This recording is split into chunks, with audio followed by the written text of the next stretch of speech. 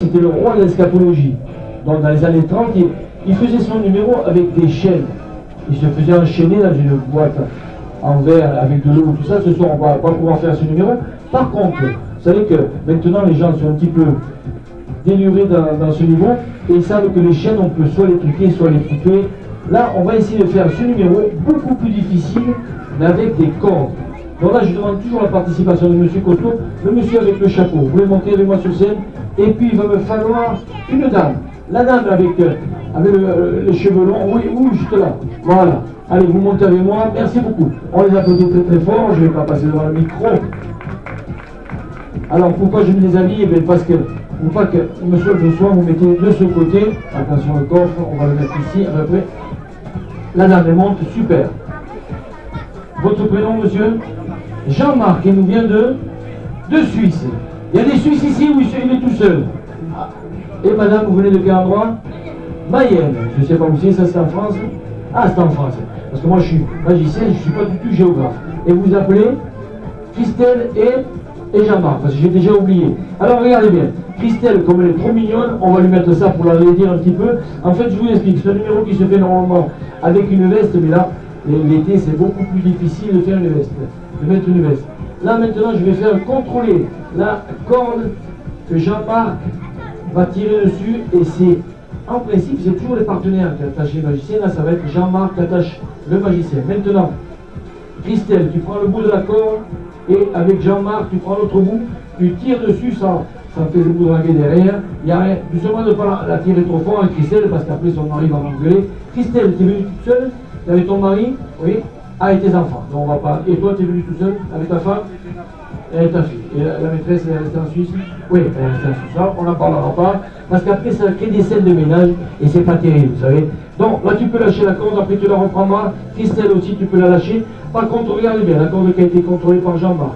Je vais la mettre autour de mon poignet et ce n'est pas Régine, mais c'est Jean-Marc qui va faire un nœud. Il serre un nœud. Voilà. Tu serres fort, et une fois que la main tombe, c'est que le numéro est gagné, et comme ça on ne peut plus participer. Donc c'est bien serré.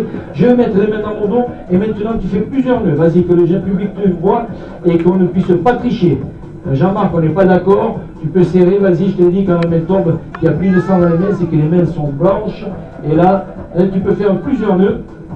Alors en principe, le public peut venir tester, mais là je crois que, ouais voilà, vous avez vu qu'il force le mec, qu'est-ce que je te le dis moi. Regardez, j'ai plus de sang, plus rien. Maintenant, je rentre, tu prends l'extrémité de la corde. Jean-Marc, Régine va me mettre la corde autour du cou, Christelle va rentrer avec moi, attention la molette, enfonce là, voilà, merci.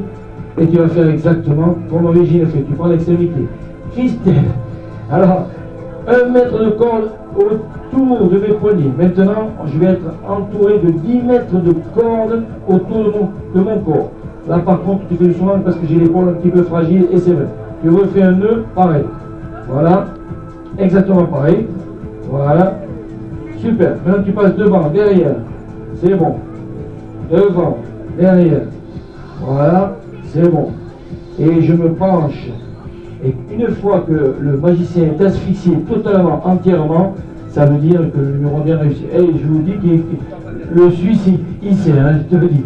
J'ai plus de souffle, j'ai plus rien. Il se régale à m'attacher.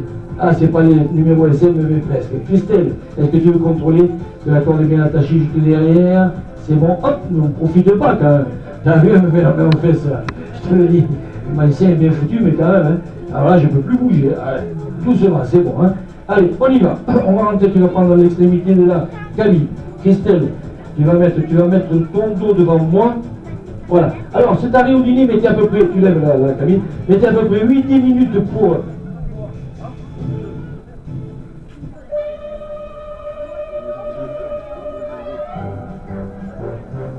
Attends. Ah, voilà. J'avais plus le micro, donc j'étais un petit peu perdu.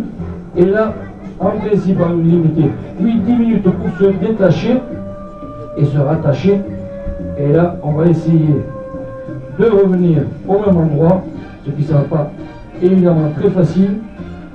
On peut lâcher. J'ai le gilet dessus, mais la corde n'était pas trop bien attachée, regardez bien. Le gilet a disparu, moi je suis toujours attaché. Jean-Marc, est-ce que tu peux contrôler que je suis toujours attaché? On peut applaudir quand même parce que le gilet est passé sur le veste du magicien, on rattrape le truc la cabine, on relève. Et là, on va compter jusqu'à uniquement 3. 1, 2, 3. Alléluia!